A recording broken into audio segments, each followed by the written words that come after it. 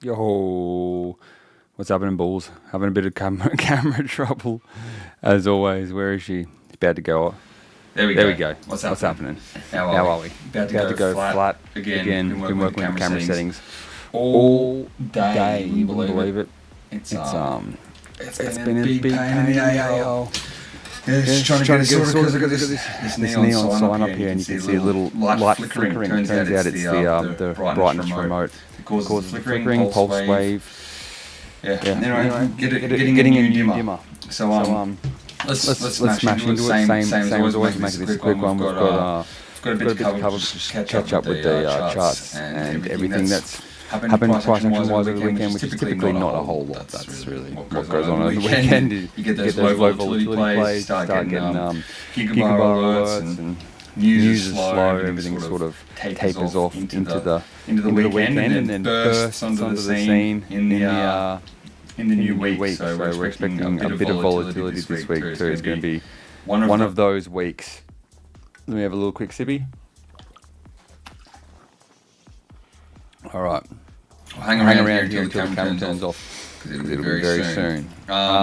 Looking at the CoinGecko, you can see there is quite a lot of mixed bags, but then if you go 24-hour gainers, KuCoin up the top, the CEO of KuCoin, he's getting moved, extradited, or maybe just escaping France. Escaping the law, going back to Dubai. So that's bullish for KuCoin. Remember, KuCoin was popping last year, so don't be surprised if the old Russian KuCoin Telegram coin makes a resurgence, and a strong resurgence it would be too, because it's been quite bashed down. AVAC's doing alright too, with news of Trump's World Liberty Finance buying it. What I wanted to talk about though is what can be quite a significant sign for a bottom sometimes is a lot of altcoins, random shitcoins like this, start doing big numbers of just green bars, just straight up.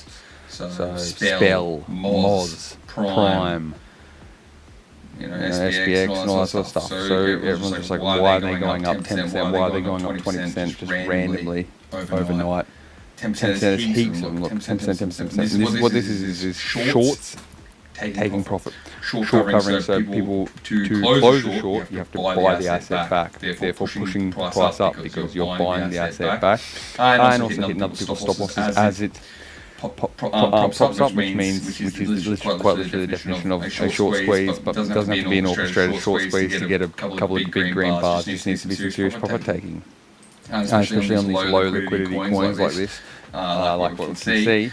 So that means what that is a signal for often is that market makers are closing shorts, and institutions are closing shorts, or just people with money. People with money all around the board are closing shorts. Why are they closing shorts? Maybe they think that they've made their money on those shorts. So keep that in mind as we move through this production. Moving over to Bitcoin, we had a little bit of a deadline. Typically, in general technical analysis, actually, I'm going to do the news first while I got the camera. Moving over to the news, we'll just do this first while I can chat to you, and then we'll finish off the charts, because I know this camera's on like 1%. We were about to enter a mini blow off top for the big BTC cycle. This leg up will be the fastest and most vertical we've seen since 16k. It will catch everyone off guard. Even the most doomed card of doomed cards will commit to longs at the top before the biggest correction we've seen. The certainty is admirable, but it will catch everyone off guard. So that is something that nearly always happens. Nearly always happens. Whether it's a dump or a pump, it typically happens at the time that would catch the most people off guard, and that's what we've seen time and time again. Just remember that. That's what happens when you're least expecting, when people stop paying attention to crypto. Pumps, keeps pumping. By the time everybody's realised it's pumping, people talking about crypto again at the smoke fade tables, then everyone's just like, oh yeah, we're in for it. It's going to be a big bull run, and then catches everyone off guard again, dumps. It's all about catching everyone off guard, just consistently consistently catching everyone off guard, both directions. I mean, this all could happen, but obviously it's a bit of hoping as well. But before the biggest correction we've seen, as assets get larger, the corrections typically get smaller. I mean, people talk about the S&P 500 having a 10% correction, which is what happened recently, being huge. Happens once every 2 years on average, I believe. And a 25% correction happen in the S&P 500 happens every 6 years on average, I believe. So if that's the case, larger assets or asset pool, fund, whatnot. Yep, there goes the camera. That's fine. We'll keep chatting. Larger asset pool means slower and smaller corrections. So I don't know about the biggest correction we've seen. We've seen some big ones. We've seen like minus 80% and shit. But catching everyone off guard is exactly what's going to happen, because it always does. ETH shorts are piling up, so everyone's very, very net bearish. CFTC, CME, Ether cash settled leverage net totals combined, moving into the month of March and then nearly April, really. You can see how one-sided the boat is. When the boat's too one-sided, it's going to flip. It's going to flip. And Ethereum, in reality, I mean, Ethereum's not really progressing how people want, but at the same time, at the end of the day, it does. It still does what, well, in fact, it does more. It does more than what it used to when everyone was bullish about it. It's faster, cheaper, more decentralized. I mean, it doesn't have all that spam on it at the moment. So realistically, Ethereum's probably now's a great time to be using Ethereum. Everyone's just all strung up on Solana and the centralization, the excitement of a potential Solana. Yeah, just NASDAQ on Solana. I was having a little look at crypto saving this. Having a little look at this. I saw something I wanted to show you. The Tim Draper video here. Yeah, prediction. Tim Draper, been around for a long time, 250k. That was his prediction. Trump's also predicting. I think there was a video of Cynthia Loomis that I seen, how she's just pushing. I'd like to put my face on right now. Camera. Yeah, technical difficulties. Cynthia Loomis talking about how. I'll just scroll and talk. How she's going to continue to push for the US government to buy a total of 1 million Bitcoin, or 100,000 at least at the start. And Trump's competitive nature, that could potentially happen, because at the moment I believe that after you get rid of all of the Bitcoin that the US government has to give back from the Bitfinex hack, I believe at the end of the day, China actually has more Bitcoin than USA, so I don't think Trump would like that. He's quite competitive. I don't know if you noticed, the S&P 500 just had its best day of 2025 earlier, 2 days ago. So on Friday, the recovery was, not super impressive, but apparently the best day of 2025. We'll have a look at that in a second. Actually, we'll have a look at that right now. Here you go. Look at that! Wow, I don't know how true that is. I was looking at it earlier. I've been seeing it everywhere. Actually, a lot of people talking about how it had the best day. But yeah, that's it. No, wait, that's not it. Hold on. Yeah, that's it. So yeah, don't know about that, but again, no, I keep seeing it everywhere. So. Maybe. Yeah, I don't know how that's possible. That's a pathetic little green candle there, 1.38%. Yeah, we're just looking for a bit of a parabolic end to this trend line, as typically what happens, like we've explained plenty of times, like they channel down these trend lines. They channel, and then they change the angle, and then they channel, and then they finish off with like a nice reversal wick, typically speaking. Something sort of like that. You probably see it more on the ES which is the other version of the SP 500. Yeah, like stuff. Yeah, here we go. Like stuff like this, like that, and like that. You know, trends down, changes its angle, good wick, trends down, changes its angle, good wick.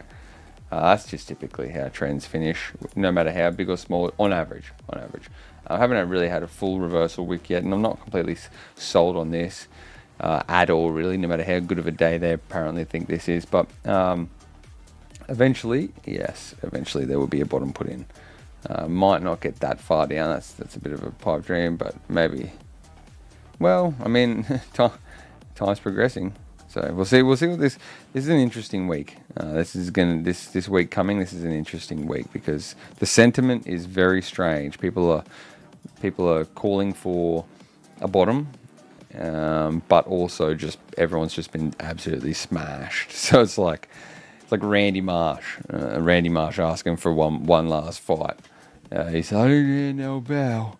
That's pretty much how the market feels. Everyone's just bashed to a pulp and then just begging for more, begging for a bottom. Let's move over to, we'll land on the US dollar. Here we go, the US dollar. Yeah, filth. Pure filth, which is good. Somewhat inversely correlated to risk assets. Okay, so below here helps crypto pump. That's just typically speaking. So again, we've got one thing that continues to tick one box. All right, we're just going through this way by the looks of it. Yeah, there's our goal. Well, look at that. Have a look at that. That's pretty much exactly. That is exactly what we the line that we drew.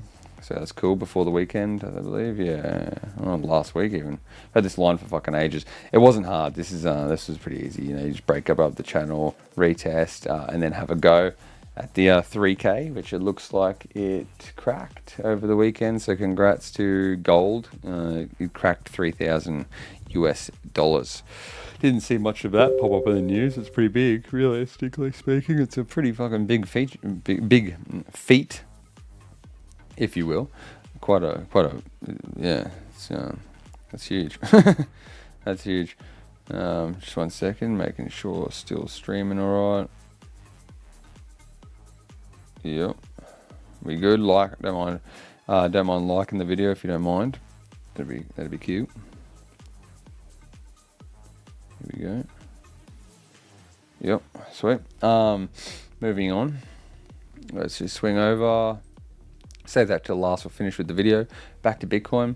I was looking. I mean, in reality, talking previously, I was looking for one more low.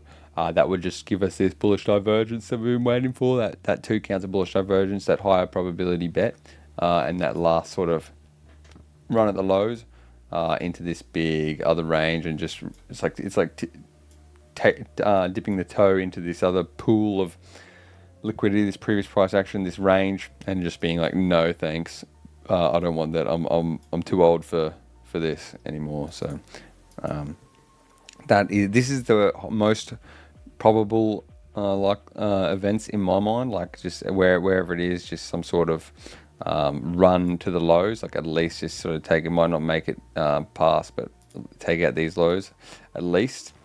I don't think this will happen. I'm too bullish, but I'm just saying, like in typical technical analysis, that's sort of how the trend will finish, with a bit of a grandiose departure. You know, just one last sort of, and you'll get those wicks that I was talking about earlier, like this, wicks that look like that. So this is the big long reversal sort of wicks. You know, this sort of shit, like some of that, like that, even a little bit like that. Yeah, just this sort of the wicks, man, the wicks. I mean, look, me personally, if I was to just like bet on it without looking at the TA, I'd be like, okay, yeah, this is you know, the market's about to turn around at any moment now. And again, like I was saying, when this market turns around, it's going to fucking go. Everything's lined up, and everyone will be like, hang on, we're pumping again. Yeah, that's right. Bitcoin is great. Bitcoin is better than everything else. All these things do align. Oh my god, I can't believe I could have bought Bitcoin in the 70Ks. It's 100K again. Like, that's going to happen. It's just a matter of when, you know, like a matter of like does what I said in quick, or it does this shit, because it can do that shit. Remember, Bitcoin spends like 70% of it, 80% of its time ranging like that. Like that's a full range. That's a full range. Like it just ranges, and then it trends, and then it ranges, and then it trends, and then it ranges. Like that's how it goes. So typically speaking, and like from a TA stance, this is going to go lower and try these lows at the red, dip into the 70k again. Whether it does either go puts in a higher low or a lower low, like that. Something like that's like the highest probability, like just trying the lows again, just to sort of just like recover from here. It'll just have to be like super intense to not even like test the lows. Testing the lows is a very sort of commonality, if you will. So that's sort of what I'm looking at, in a bit of a short term sort of short at the moment on Bitcoin, but it's not fantastic trading towards the end of the getting towards the long end of the tooth for the downtrend. Ethereum has been absolutely beat. If you were like a value investor, if you're like dollar cost averaging into Ethereum, you're fucking mad not to buy some here. It's sub 2,000. Like you liked Ethereum at 4K, which you're 50% off. You're mad if you're not just if you're one of those people that have just been chipping. Look at that from peak to let's have a look from peak to right now, 50 minus 53%. Like if you're one of those people that just chip away, maybe you buy $100 Bitcoin, $25 Ethereum, $25 Solana, $25 whatever, you know what I mean, like something like that every week. Like maybe have a little, maybe tip it a little. If you haven't fully given up on Ethereum, maybe tip it a little bit further into the Ethereum side this week, because you're getting an absolute steal for it if you believe that it's not dead. If you're hanging around, if you're watching this, chuck in a chat. I'll answer any questions happily. Like it and subscribe if you want. I'll keep making them. Usually got the camera going, but I was fiddling with the settings all day and didn't charge it. Classic behavior. So Ethereum doing that sort of. Ethereum sort of a little bit more matured in the trend. What we were talking about earlier. So getting the angle.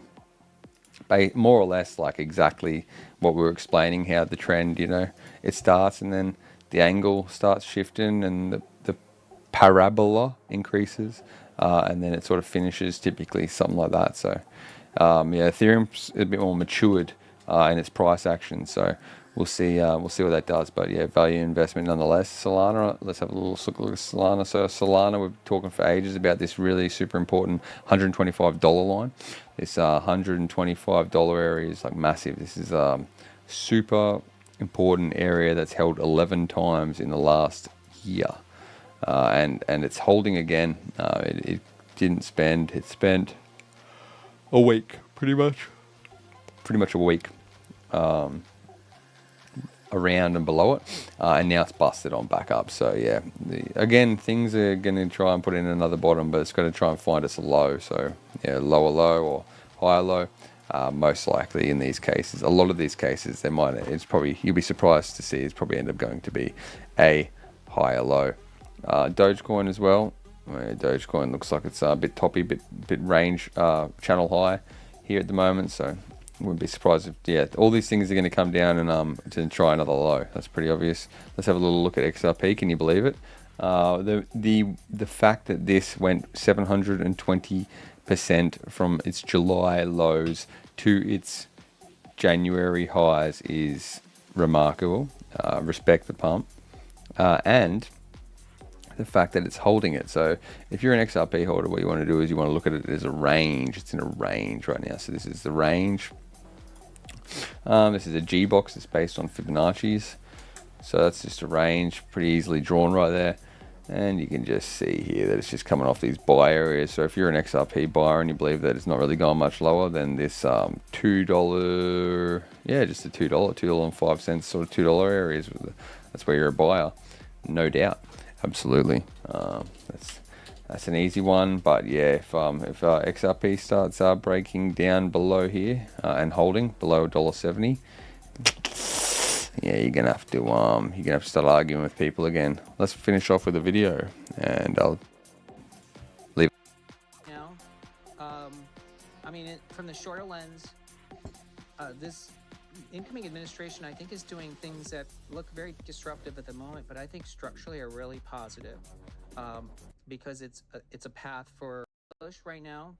From the shorter lens, this incoming administration, I think, is doing things that look very disruptive at the moment, but I think structurally are really positive, because it's a path for U.S. deficit to normalize, and I think indeed I think animal spirits are coming back, even though things like these consumer confidence reports don't show it. And we know that there is tangible drivers of productivity, including AI, in front of us, that justify investors allocating capital. And of course, there's still plenty of disruption ahead, including crypto. I think Bitcoin is still our favorite idea for this year. So we think it'll be the best performing asset class, even better than gold. But I think anchoring all of this is a demographic story. Not one to be underestimated, old fruity boy Tom Lee. Peace and love. Thanks for your time. You can thank me for mine, and I'll see you tomorrow. Happy days, happy days, happy days, happy days.